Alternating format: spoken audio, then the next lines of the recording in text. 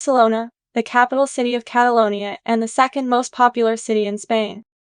This episode will show you some of the tourist hotspots, but more importantly, some of the popular places for locals.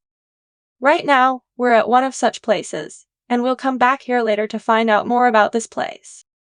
First, let's head into the city.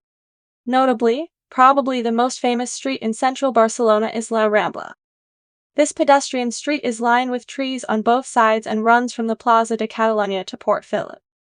La Rambla can be very crowded, and it's one of those streets where you have to be careful. At the northern end of La Rambla is Important Square. Plaza de Catalunya, connecting several main streets, is generally considered the city center.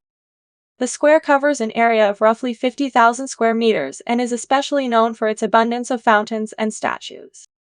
Parc de la Ciudadela is a park on the northeastern edge of Ciudad Fella.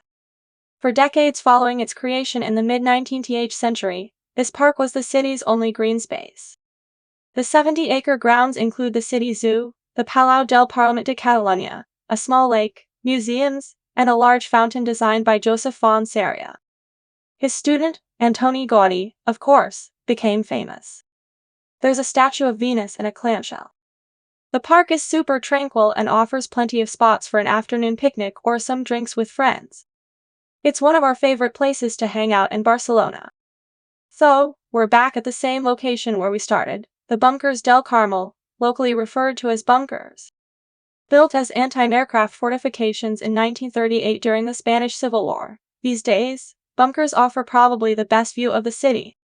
Its slightly remote location makes it a bit harder to find for tourists, but it's very popular with locals who come here in big numbers to drink in the setting sun.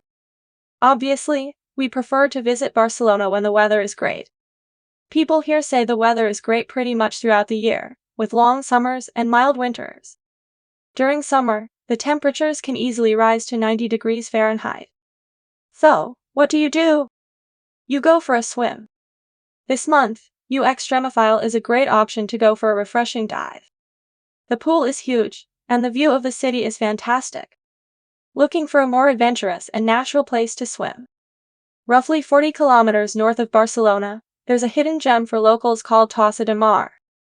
It's a favorite place for dog owners to take their canines for a swim. Next to the swimming pool, Wild Chai Hill offers a couple of other sites worth seeing, including a castle, a botanical garden, and the Museum of Catalunya Rocks. But sometimes, all you need is a simple bar with a terrace overlooking the Mediterranean.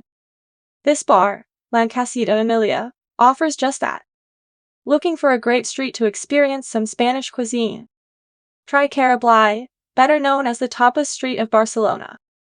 We were particularly enthused by pinxos, a typical dish from the Basque Country. La Placa d'Osca is the favorite hangout for locals. The square is lined with small bars. The marble floor of the plaza heats up, creating a nice warm atmosphere.